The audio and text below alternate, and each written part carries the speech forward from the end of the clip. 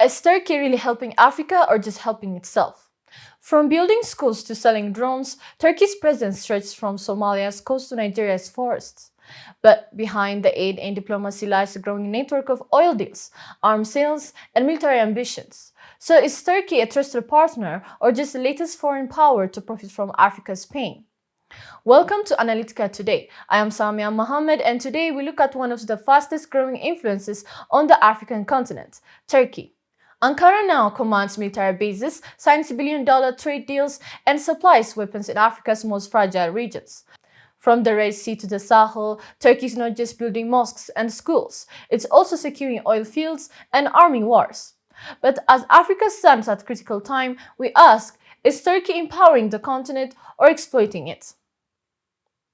We can safely say Turkey's modern journey in Africa kicked off in 1998 with its Africa Initiative, but under President Recep Tayyip Erdogan, it transformed from passive diplomacy to active penetration. In just 2 decades, its embassies rose from 12 in 2002 to 44 by 2022. Trade soared from $5 billion in 2003 to $35 billion in 2023.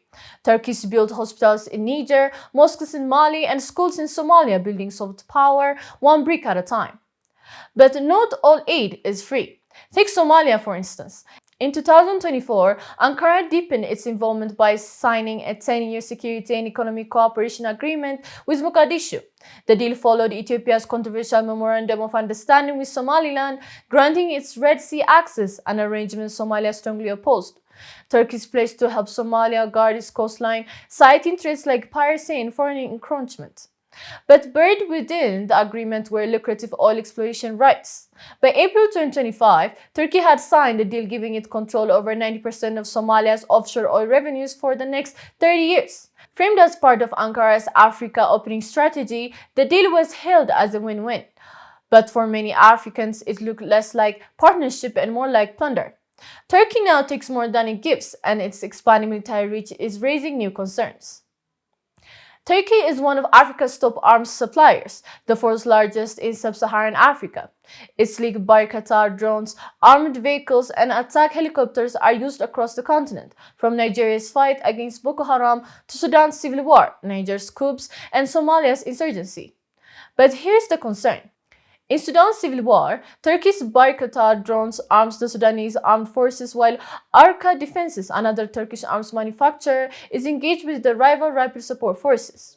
That's both sides of civil war, a war that has now claimed over 20,000 lives and displaced more than 30 million people.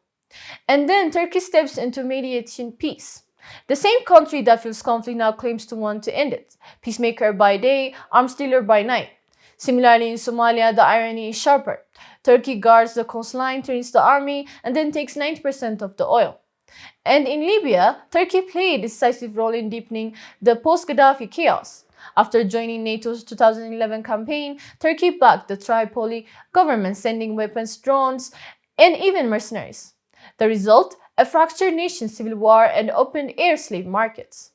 Turkey isn't just picking sides, it's playing all of them. Turkey's influence in Africa is undeniable. Its drones aid Nigeria's fight against Boko Haram. Its mediation in the Horn helps stabilize vital trade routes. In construction and trade projects offer economic hope. But the costs are steep and the goodwill is wearing thin. 72% of Somalis pulled on social media rejected the oil deal with Turkey. In Libya, UNHCR reports over 700,000 displaced, many fleeing drone warfare linked to Turkish-supplied arms. In Sudan, warlords fed by Turkish weapons destabilize East Africa, threatening spillover into South Sudan, Ethiopia, and even Kenya. The pattern is becoming clear. Profit over people, deals over dignity. Whatever the narrative, Turkey is in Africa to stay, with $35 billion in trade, drones in Nigeria, military base in Somalia, mercenaries in Libya, and peace talks in the Horn, it's embedded. But its double game is hard to ignore. It arms while preaching peace, it offers protection, then takes 90% of the profits. In an era where Africa increasingly demands transparency, fairness, and sovereignty, Turkey is looking less like a reliable partner and more like a shrewd power broker. What do you think? Is Turkey lifting Africa or exploiting it? Share your thoughts in the comments below. Don't forget to like, subscribe, and hit the notification bell. Until next time, I'm Samiya M, and this is Analytica Today.